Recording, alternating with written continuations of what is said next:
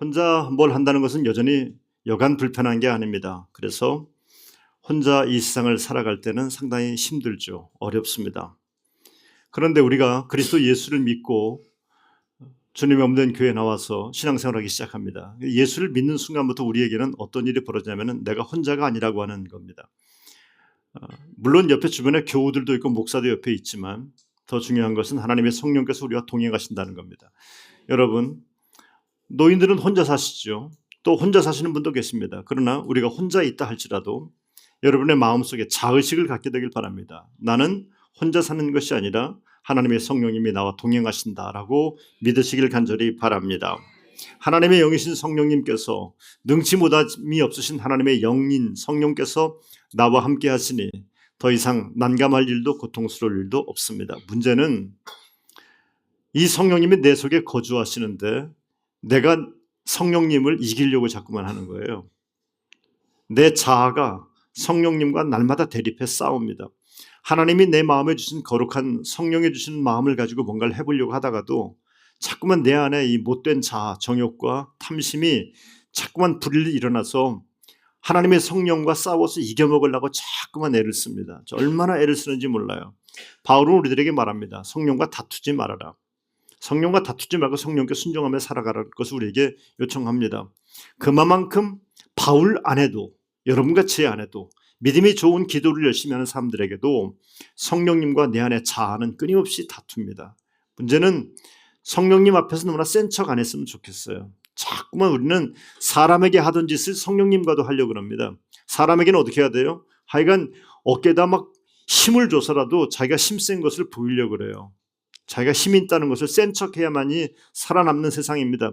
그런데 이 짓을 누구하고도 합니까? 교회에서도 하고 하나님께도 기도하면서도 그래요. 성령님께도 아유 나는 뭐 다 압니다. 나는 힘이 셉니다라고 자기가 힘이 센 것을 자꾸만 자랑하려고 합니다. 여러분, 성령님 앞에 센 척하지 마십시오. 성령님 앞에는 약한 것이 자랑이고 약한 것이 능력입니다. 그러면 내가 약해지면 성령님께서는 내 안에서 역사하기 시작합니다. 내가 사랑하고 나를 의지하는 이 내 사랑하는 아들이 이렇게 약해져 있구나라면서 하나님께서 역사하기 시작합니다. 그런데 내가 성령님 앞에 센 척하면 하나님의 성령은 내 안에서 절대로 역사하시지 않습니다. 오늘 말씀을 보니까 24절에 보니까 그리스도 예수의 사람들은 육체와 함께 그 정욕과 탐심을 십자가에 못 박았다라고 말씀하고 있습니다. 성경은 우리 크리스찬들을 얘기하면서 십자가에 못 박힌 사람이다. 여러분, 십자가에 못 박혔으면 거반 죽은 것 아니겠습니까? 죽었던지 거반 죽을 거예요. 이제 그런 사람 아니겠습니까? 그런데 내 정욕과 탐심도 다 그렇게 못 박았다는 겁니다. 그런데 실제 그렇습니까? 여러분 솔직히 한번 여러분 속으로 대답해 보세요. 여러분, 제가 목사이니까 나는 정욕도 없고 탐심도 없습니까? 여러분은 믿음 생활 잘하고 기도를 열심히 했으니까 나는 정욕도 탐심도 다 십자가에 못 박아버리고 나는 완전히 막 성자처럼 살아가고 있습니까? 그게 아니라는 데 문제가 있어요. 성경대로 말한다면은, 바울의 표현대로 십자가에 다 못 박혔다면은 나는 거의 성자가 돼 있을 겁니다. 천사 비스꾸리미하게 돼 있을 거예요. 그런데 천사는커녕 성자는커녕 얻을 때는 형편없는 것 아니겠습니까? 밤에 집에 들어와서 가만히 생각해 보니까 야, 이거 예수 안 믿는 사람만도 못한 삶을 살았네 라고 그렇게 자기 고백을 할 때는 얼마나 많았습니까? 그래요. 예수 안 믿는 사람이나 별 차이도 없고 어떤 때는 예수 안 믿는 사람보다 더 못할 때도 상당히 많았는데 내가 정욕과 탐심마저도 십자가에 못 박힌 사람이다. 이렇게 고백하기가 얼마나 면구스럽냐는 얘기입니다. 그런데 성경은 분명히 말씀하고 있어요. 우리의 모든 것들은 다 십자가에 못 박았다. 다 이미 못 박았다. 그 이유가 뭘까? 여러분, 우리가 인정하지 못하고 못하는 게 하나 있는데 우리가 예수를 믿으면서 우리 속에는 내가 알든 인식하든 인식하지 않던 간에 내 안에 놀라운 뭔가 대단한 역사 한 가지가 벌어졌습니다. 놀라운 이야기입니다. 이걸 인정해야 됩니다. 이걸 믿어야 됩니다. 그건 뭐냐면은 우리 안에 기본적인 욕구들이 다 있잖아요. 뭐 밥을 못 먹으면 배고픈다는 것도 기본적인 먹고 싶은 욕구 아니겠습니까? 다른 정욕과 탐심들이 우리에게는 다 있어요. 그런데 예수를 믿기 전에는 이런 것들이 절대적인 것이었습니다. 그래서 내가 좀 배고프면 말이에요, 화가 납니다. 화가 나서 막 미치겠는 거예요. 그래서 화가 나다 나중에는 어떡합니까? 남의 것을 뺏어서라도 내 입에 집어넣어야지 속이 시원해요. 배가 불러야 돼요. 그런 사람들이 늘 내세우는 말이 있잖아요. 목구멍이 포도청이라는 말도 하고, 야 3일 굶어봐라 담장 안 넘을 사람 어딨냐, 뭐 이런 얘기를 떠들면서 남의 것을 뺏어서라도 내 입에 집어넣는 것을 정당화시키려고 합니다. 본능이라는 게 그래요. 먹고 싶은 본능이라는 게 그런 겁니다. 그런데 그리스도 예수를 믿으면서 우리 안에 이렇게 본능이라는 것들, 여전히 남아있는 이 본능이라는 것들이 예수를 믿기 전에는 절대적이었어요. 어떻게든지 내 입에 집어넣어야 돼. 내 주머니에 넣어야지 시원하지, 잠을 자지. 그렇지 못하면 잠도 못 자고 미치겠는 거예요. 그런데 예수를 믿고 나서도 본능은 있긴 하지만 그런 것들이 절대적인 것이 되지는 않습니다. 이제는 예수 믿으면서 어떤 일이 벌어집니까? 욕망과 싸우려고 해요. 이겨야지. 유혹을 할 때 그 유혹을 이기려고 하는 마음이 생기는 겁니다. 여러분, 얼마나 많은 유혹들이 있습니까? 그런데 그 유혹들과 크리스찬들은 싸우는 겁니다. 이게 영적 전쟁입니다. 나는 그렇게 살 수 없어. 나는 하나님의 백성이야. 내 안에는 그리스도 예수님이 계셔. 예수님의 영이 내 안에 역사하셔. 나는 이길 거야 라면서 한번 욕망과 이 죄의 욕망과 싸우려고 한번 딱 고개를 딱 들었더니 말이에요.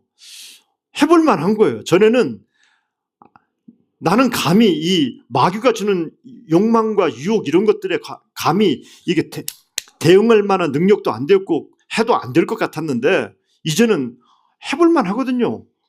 붙어보니까 말이에요. 오히려 이 죄의 유혹들이 물러가는 거예요. 내가 그리스도 예수의 이름으로 내가 한번 붙어보려니까 죄의 유혹들이 스스로 물러가요. 이럴 때 무슨 마음이 생기는 줄 아십니까? 이기네?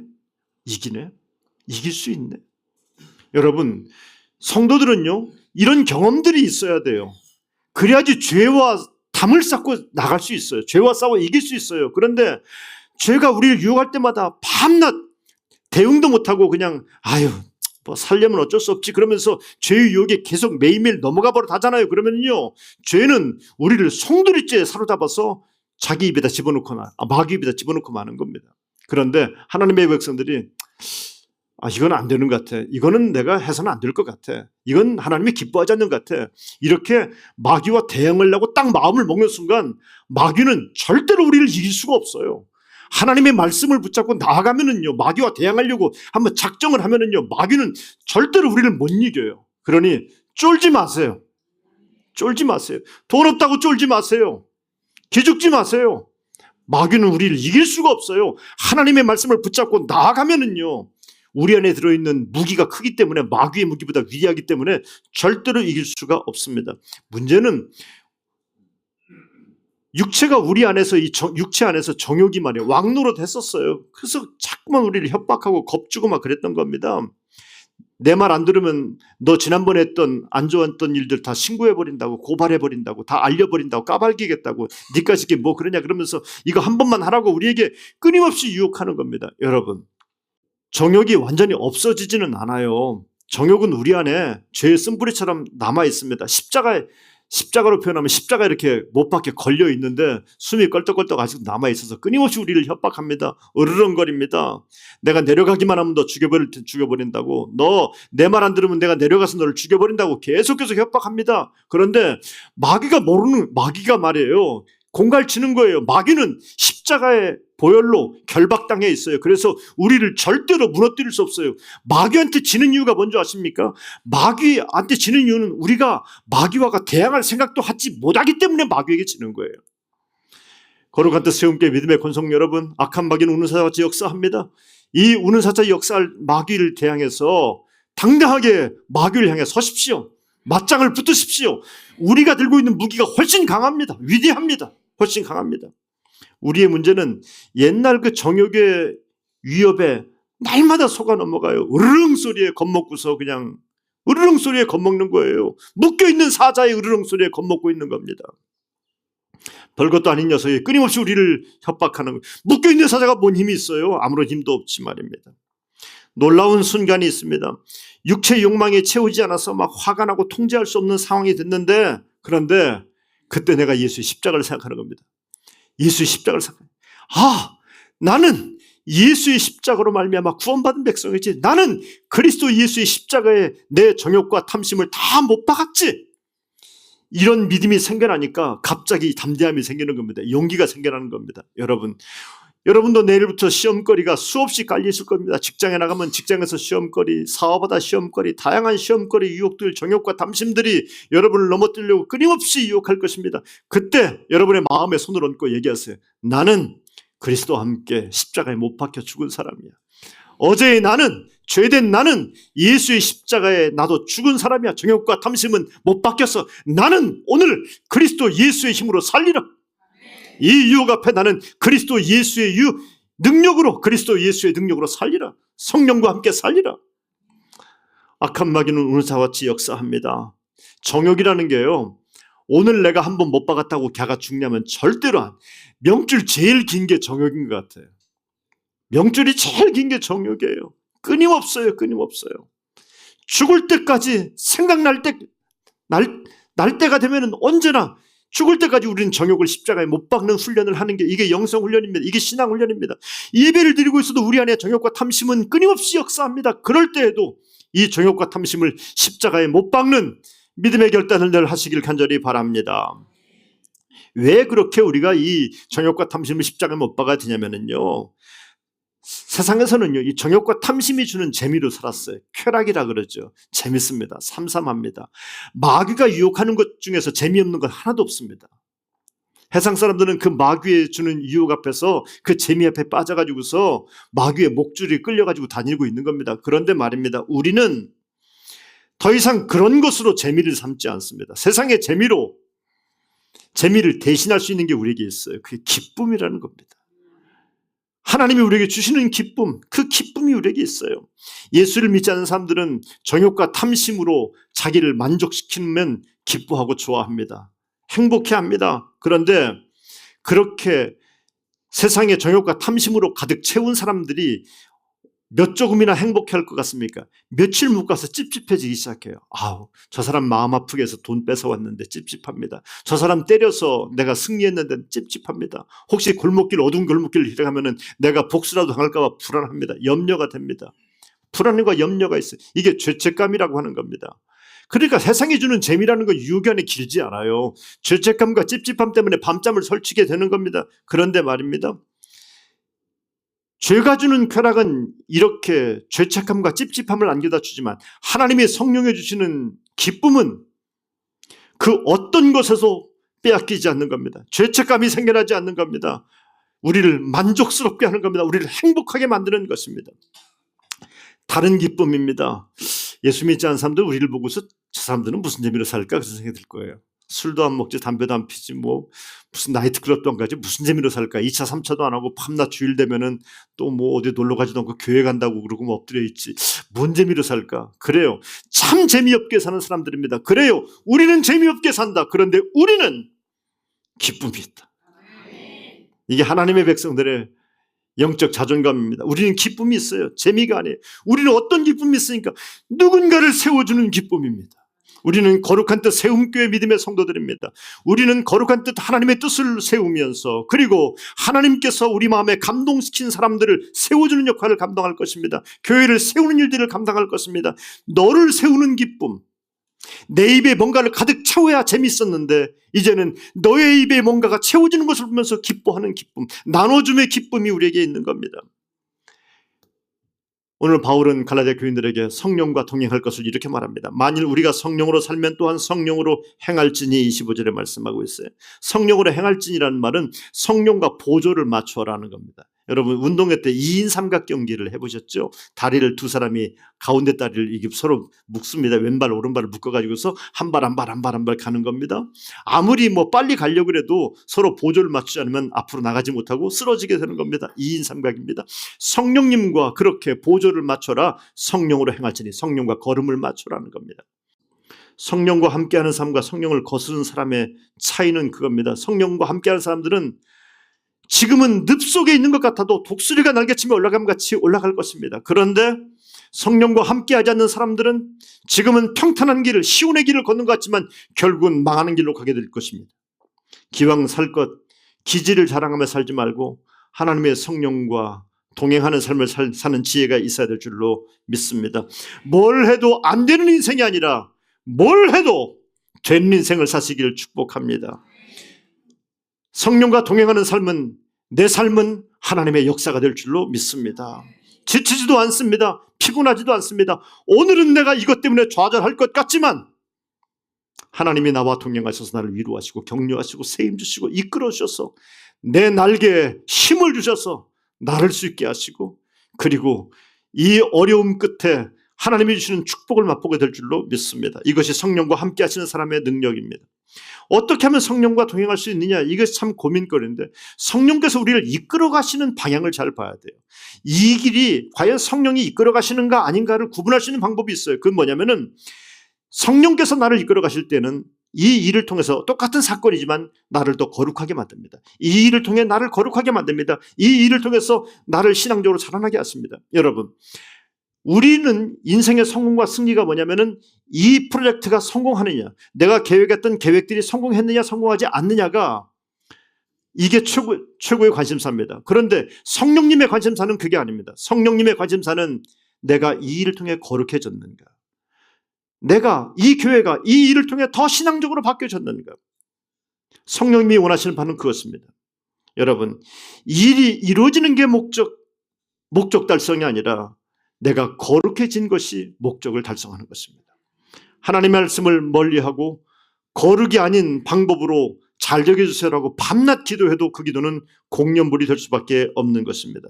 그런데 하나님의 말씀을 가까이 하면서 내가 점점 거룩해집니다. 내가 기도하면서 하나님 말씀에 순종해짐으로 말미암아서 내가 점점 신앙적으로 바뀌어지게 됩니다. 그러면서 하나님이 내 인생을 하나님의 방법으로 바꿔가시는 겁니다. 저는 우리 인생에 한 번 정도는 말이에요, 우리 인생에 한 번 정도는 이런 경험들이 있어야 될 것 아닙니까? 그래야지 내 인생이 하나님의 성령과 동행할 수 있는 것 아니겠습니까? 성도 여러분, 중요한 결정할 때 먼저 생각하십시오. 이것이 내 신앙에 유익이 될 것인가 말 것인가.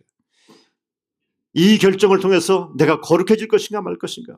목사는 많은 결정을 해야 됩니다. 교회 안에 결정들을 해야 되는데 제가 생각하는 결정은 이겁니다. 이걸 통해서 우리 공동체가 거룩해질 것인가.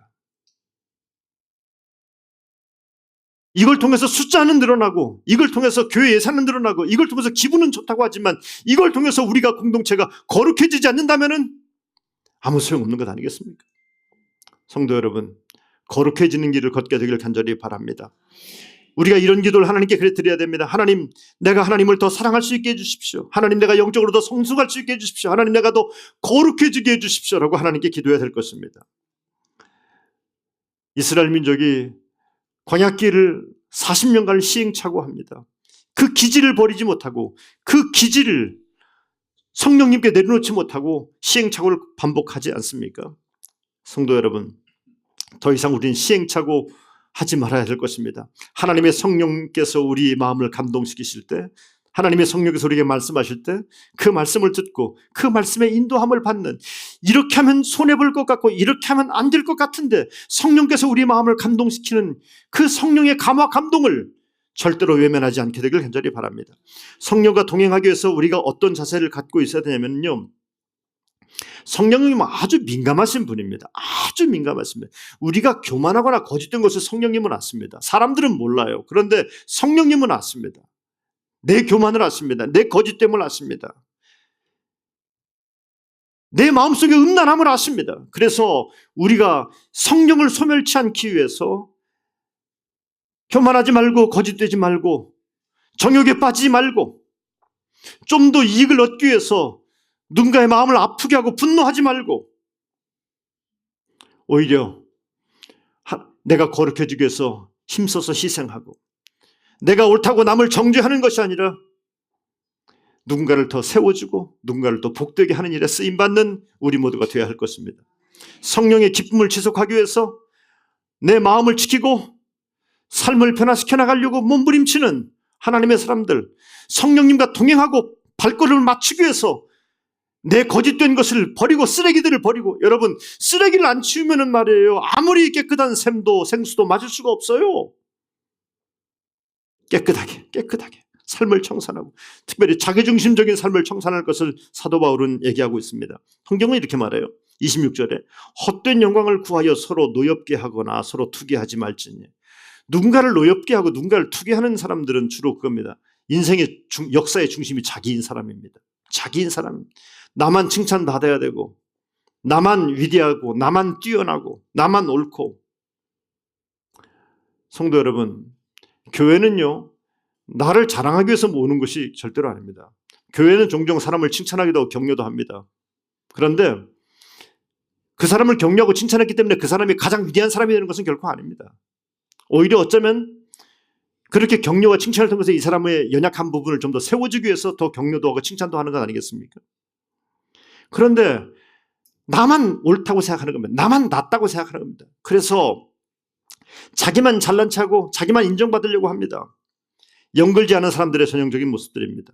신앙의 위대한 거목들 성경을 통해서 가만히 보면 말입니다. 그들은 늘 그랬습니다. 자기 중심으로 사람을 모으는 데 집중하지 않았습니다. 여러분, 자기 중심으로 사람을 모으는 것을 하는 것을 뭐라 하냐면 정치라 그럽니다. 정치는 늘 그렇게 합니다. 나를 중심으로 다 모이게 만들어야 됩니다. 교회가 목사를 중심으로 다 모이게 만들면 교회는 목사는 교주지 목사가 아니에요. 저는 늘 여러분에게 말합니다. 목사는 표지판과 같은 사람입니다. 표지판. 이쪽으로 가면 우회전하면은 시청이 나옵니다라고 표지판입니다. 표지판. 근데 이 표지판이 중요한 이유는 표지판이 잘못 써 있으면은 잘못된 길로 가기 때문에 표지판이 소중합니다. 그래서 깨끗하게 관리하고 잘 정돈하는 일을 해야만 하는 겁니다. 목사는 교주가 결코 아닙니다. 표지판입니다. 교회는 한 그루의 나무와 같은 겁니다. 그래서 내 곁에 오는 사람들에게 열매를 나눠주는 일을 한 것이 교회입니다. 교회가 그래서 아름다운 열매 맺는 나무, 나눠주는 열매 맺는 나무 역할을 감당하지 못하면 교회는 더 이상 교회가 아닙니다. 오늘 성경은 말합니다. 교회 안에 노엽게 하는 사람들이 있다는 겁니다. 다른 사람을 막 공격합니다. 자기보다 더 잘난 사람이 있으면 꼴을 못 보는 겁니다. 투기한다는 말도 하고 있습니다. 자기 안에서 마음이 막 불편한 겁니다. 내가 최고인데 저 사람이 최고처럼 보이니까 불편해 죽겠는 거예요. 성숙한 사람은 다른 사람을 이기고 다른 사람이 뭔가에 주목받는 것에 대해서 질투하는 사람이 성숙한 사람이 결코 아닙니다. 성숙한 신앙의 사람은 내 옆에 있는 사람을 하나님 앞에 바로 세우는 사람이 성숙한 사람입니다. 그 사람이 잘된 모습을 보면서 기뻐하는 사람이 성숙한 사람이고 신앙의 사람입니다. 자기중심적인 생각은 절대로 성령의 생각이 아닙니다. 성령은 누군가를 세우는 사람, 누군가에게 나눠주는 사람. 우리는요, 우리 안에 큰 일을 많이 하는 사람이 많이 나타났으면 정말 좋겠어요. 하지만 큰 일을 못하고 그냥 별 볼 일 없이 살다가 그냥 별 볼 일 없이 하나님 앞에 가는 사람들도 분명히 있을 것입니다. 그러나 여러분, 저는 이런 생각을 합니다. 하나님 나라에서 하나님께서 우리들을 평가하실 때 너 왜 이렇게 큰 일을 못하고 왔니? 그렇게 우리를 꾸짖지는 않을 것입니다. 그런데 우리에게 이런 걸 물어볼 겁니다. 너는 혹시 세움교회 성도였다면서? 그런데 세움교회 성도였는데 너는 얼마나 많은 사람들 세우고 왔니? 이렇게는 꼭 물어볼 것 같아요. 너 세움교회 목사였지? 그 교회에서 목회했지. 그런데 너는 네가 목회하면서 얼마나 많은 사람들을 크리스천으로 세웠니? 하나님의 사람으로 세웠니? 얼마나 네 옆에 힘들어하는 사람이 세워지는 역사가 있었니라고 나한테는 분명히 물어볼 것 같아요. 여러분들에게도 물어볼 것 같습니다. 성도 여러분, 성령은 우리에게 늘 감화 감동시킵니다. 그래서 세상이 맛볼 수 없는 탐욕과 정욕으로 채워지는 기쁨이 아니라 누군가를 세워주고 누군가에게 나눠줌으로 주는 기쁨을 맛보기를 성령님은 원하고 있습니다. 이게 성령의 감화 감동입니다. 여러분과 제 안에서 내 중심적으로 질투하고 투기하는 마음을 가지고 상대방을 대하는 것이 아니라 누군가를 주님의 이름으로 세워주고 누군가를 주님의 이름으로 먹여주는 일들을 감당하는 우리 거룩한 뜻 세움교회 믿음의 권속들 되기를 주님의 이름으로 축원합니다. 축원합니다.